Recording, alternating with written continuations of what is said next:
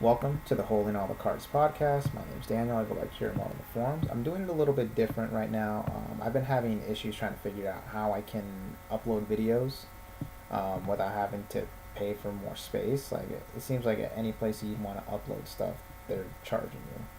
Which, I mean, seeing as how I'm not making money off of this, I'm not looking to pay to do this little pet project of mine. So, but moving forward, I've been asked to like make more material, and the reality is I just haven't had any good ideas that I'm like, okay, I gotta bring in, I gotta talk about this. But Gen Con just happened, and it's the same pattern. So it happened again, and you look at the comments section on Card Game DB, and it's the same comments that happened from Worlds last year. It's happened for the online tournaments, both of them. And it's happened for a couple other big events, and it's the same story. It's people look at the decks that won, and they ask, what was the light side dark side split? And in the top cut, light side does better, and people are just stunned, like they can't figure out why. So what I thought I would do for this podcast is explain why is it that dark side straight up dominates at low end play or low to medium level play, and why light side almost always does better at the high end. So here's why dark side does better at the low end, and it's that dark side just has better cards. And if you look at like the dark side cards, then think about it in terms of card games. In every card game ever, there's three things that always matter: removal, card draw, ramping effects. That's never going to change. I don't care what card game you play. I don't care if you even play Yu-Gi-Oh! Those always matter. There's a reason Monster Reborn is a banned card. Like you can't have too many ramping effects. You can't have too much removal, and you can't have too much card draw. It just breaks games. Hearthstone has the same problem. Like anytime like Hearthstone tries to introduce an effect that draws a ton of cards, it at some point has to get reeled back. Like you just can't have that kind of stuff. And then with removal, in too many games, like just being able to take stuff off the board, it just destroys the game. But I don't want to talk too much about other games. I want to talk more about our game. So in Star Wars, if you look at the removal, if you look at hard removal, and in case people don't know the difference between like direct removal and like indirect removal, or like hard removal versus soft removal. In short, hard removal is there's a guy on the board. You don't want to see him. You pay mana, he's gone. That's hard removal. And so like let's look at like if you look at dark side cards, I think Scum has the most hard removal in the game right now, because you got Pilot Boba, just kills a guy. Snuva kills a guy. Threat removal kills a guy. Vicious counterattack kills one, possibly a lot more guys. And I think that's about it. Oh, and captured. But no one ever plays captured, but a new captured card is of course getting reprinted, which I'm not happy about. I think that's ridiculous that they would bring that card back in. But hey, people will learn eventually how bad it is to have that card in the game. So you have those hard removal spells. By my count, there's 5 really, really good Scum hard removal. If you look at Sith hard removal, they have Deadly Sight, which kills a guy, Force Lightning, and that's really about it. Sith has a whole lot of indirect removal, but they don't have a ton of hard removal. That's why Palpatine is always in the game. Like, Palpatine has been in every single Worlds or Gen Con winning deck. Because the reality is, if you have Force Lightning and they don't, your deck has a distinct advantage, at least in that area. Now, with regards to Navy doesn't actually have a whole lot of direct removal. They have Detained, which is really good, but it's in a pond that's really questionable. And that's really about it. I mean, they have Moment of Triumph. A Moment of Triumph is a board wipe. It hurts yourself and it hurts them. And it doesn't quite solve the problem of, crap, Yoda's on the other side of the board with his Xi'an training and Ron for protection and survivors. Right? It's like, how do you get rid of them? Force Lightning. That's how you get rid of them. Now, if you look on light side, and you say, okay, well, how much direct removal does light side have? Rebels have no direct removal, nothing.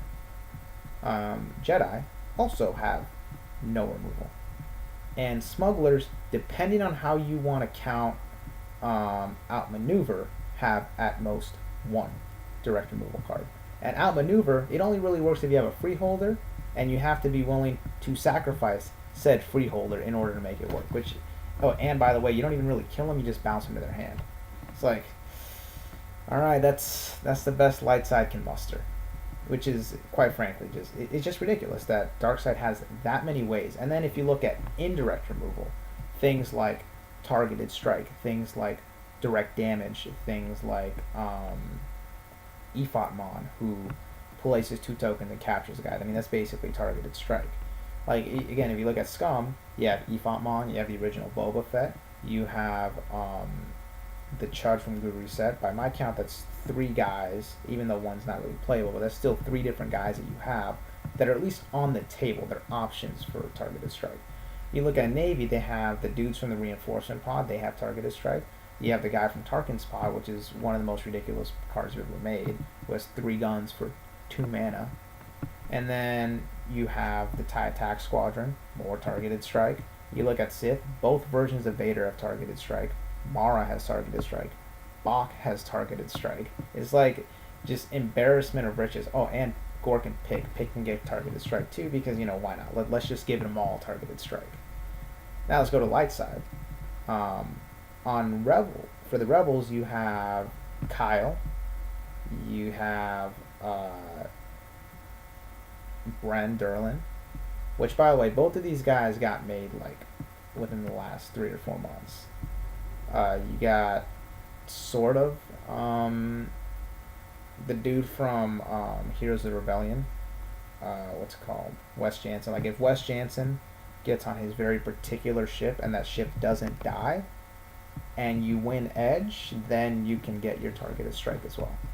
Jedis have Luke, and the smugglers have Han.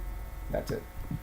And that's all light side has. Again, if you look at what light side has for targeted strike versus what dark side has, it's just a joke. And then if you look at direct damage spells, light side has Rebel Assaults, Chewie's Event, and Han Solo's Reaction. That's about it. Whereas dark side has almost every Sith pod ever, and then on top of that, still has like more dink spells that they can still shoot at people. You know, like, you could still theoretically use a warning shot if vehicles ever became a thing. Now, vehicles haven't become a thing because Yoda's too good. But once vehicles eventually do become a thing, if like Yoda were to cycle out, or if they just become better, you'll probably see more of that, and then there'd probably be more complaining that goes with it too. Not to mention, like, the dark side also has Defense Protocols objective, and they have IG-88 Prime's objective, and they have the objective from Bane, which is also dumb. Oh yeah, I forgot, Bane has targeted strike too, because why not? Let's just give them all targeted strike. So you have so many cards on dark side that just remove threats, and it makes it really easy to play. It makes it so anybody who's getting into the game, or who maybe isn't even good at the game, it's not that hard to play dark side, because if shit ever hits the fan, you just kill a guy. You know, if you don't like how things are going, you just kill guys. Like, it's not that hard to do it. So you always have answers if you're dark side. Like, it's almost hard to build a dark side deck that doesn't have built-in answers for some sort of problem. On light side, you don't have that luxury.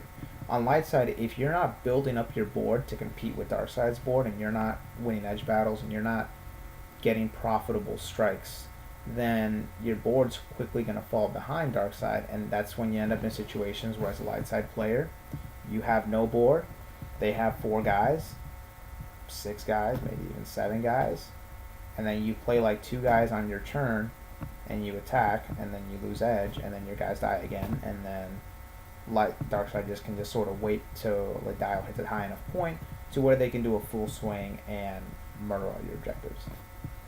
So that's why dark side does better, right? That's why when you go to your local I guess it's not Friday Night Magic, but whatever night Star Wars, dark side tends to win. That's why at your local store championships, dark side tends to win. And I don't want to count regionals for this only because Endor Entrapment broke the game for pretty much all of regional season, and Fantasy Flight took a really, really, really long time to address it. And it's like, okay, well, it's almost like those results don't really count for like really looking at what dark side decks are capable of and what light side decks are capable of, because that same deck, and when I say that deck, what I mean is Tarkin, Yularen, Chimera, the big ships, and the gladiators. That pod, those 10 pods or 5 pods, all 2 ofs, was so overwhelming. Like it won more. That exact deck list won so many regionals, and it won my regional, and the people that came first, second, and third played the same deck, and it was just horrible. But they've since fixed that. But I think store championships are a good indicator. Like if you look at who won store championships, it was people that rode their dark side decks. Like most people that won their store championships were undefeated with dark side, and then they take like a loss or two on light side. But you didn't really see a whole lot of store championships where it was guy goes undefeated with light side and takes a loss on dark side. That just didn't happen very often because like let's keep it real, right? The store championships were just lower level of competition.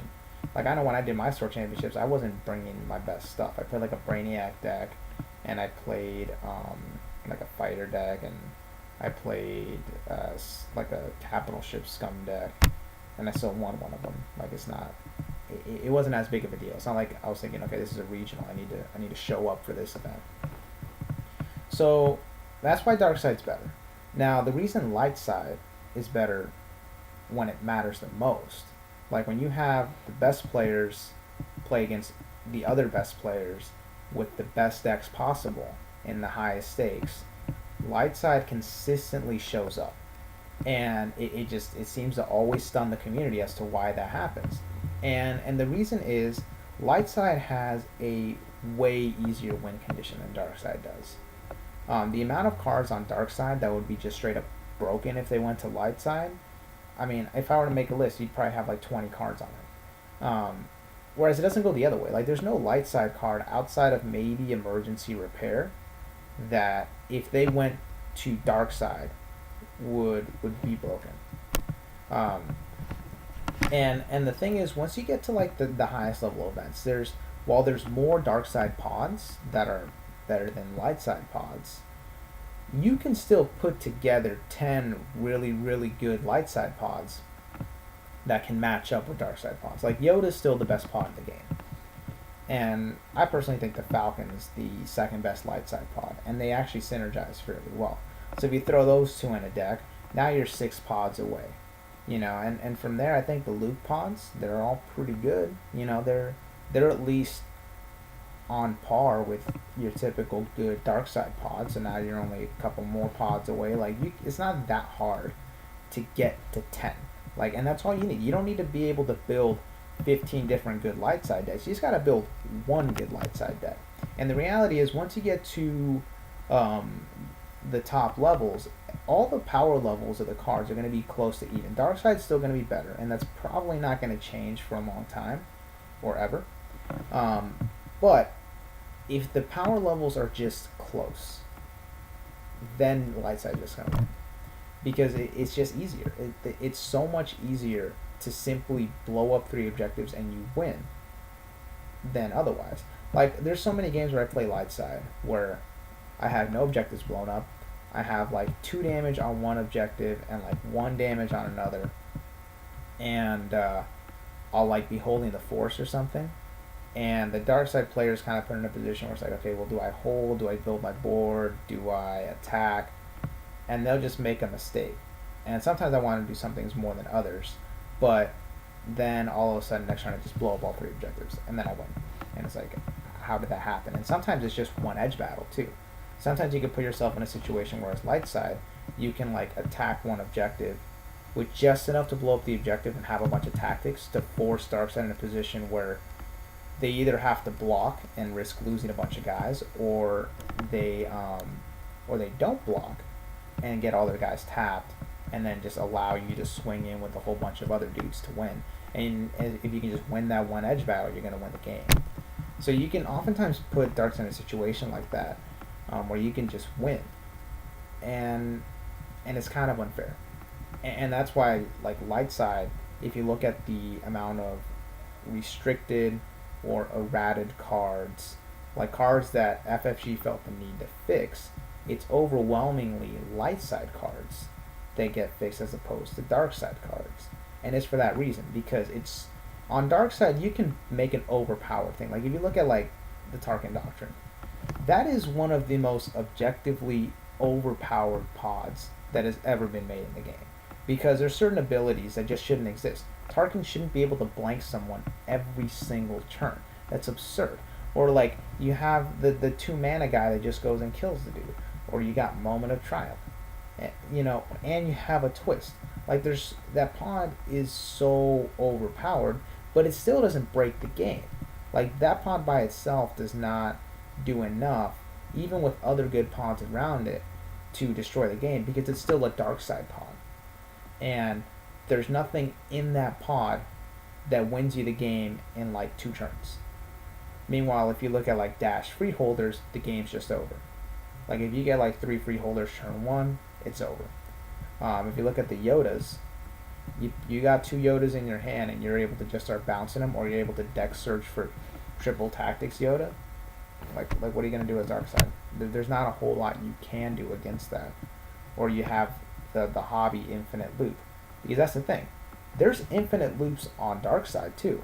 Like you have the dual Devastator barrel roll that just blows up all the objectives and wins. But here's the problem: dual Devastator barrel roll, even if you have the resources to get the dial ticks, that's 9 ticks on the dial. You still need a mission to make that work, to auto win the game. It's incredibly difficult. Whereas like being able to just get the hobby loop, all you need to do is just not have them deal 3 damage to you in one shot, and you win. And so what I want to get at with this podcast is that, like, if you're a player who's wondering like, how do you play light side? How do you come around this? Know there's hope. Know that actually, when it comes to the best against the best, light side's actually favored. Like the only time where I disagreed with somebody as to whether or not light side was better was back at my regional. This was back when Endor Entrapment was in full swing and destroying the game. This guy, his name's Mitch. He's the guy that won that regional, and then he also came and beat me again in the online tournament. We were talking about the disparity between light side and dark side, because I was telling him that I don't like how Endor Entrapment makes it so, as a light side player, all you really have is prayer to win. Like if they draw the nuts on the flop and they get enough ships, you're just gonna lose. And he's like, no, man, I'm telling you, they're about even now. As in that he believed that light side was much, much better, and Endor Entrapment barely made him level off. Although, in all fairness, I think he's a better light side player than he is a dark side player. And I mean, me personally, I feel like I'm also a better light side player than a dark side player. But other than that, like, I think there's always this perception that dark side's better, and I get it, right? I get that it's easier to look at the side that has the Force Lightning, that has the Pilot Boba, that has the Ephotmon, that has Vader, and you think, yeah, that side's better. They just kill these. But I mean, it's still easier to just blow 3 objectives. It's easier to squeak out wins. It's easier to you go balance damage, a target, an unopposed damage, and 2 blasts, and you just pop an objective, and now you're 33% of the way there.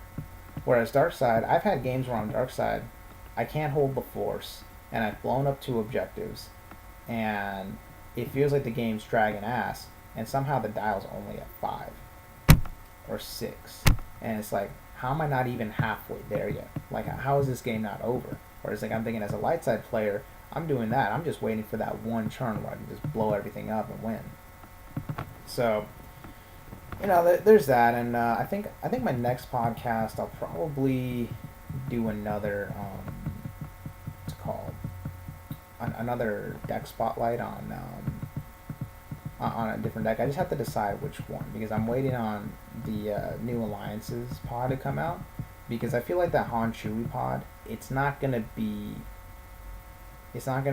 good for a lot of players because I think the deck kind of makes itself with the Han Chewie. I think you have, you know,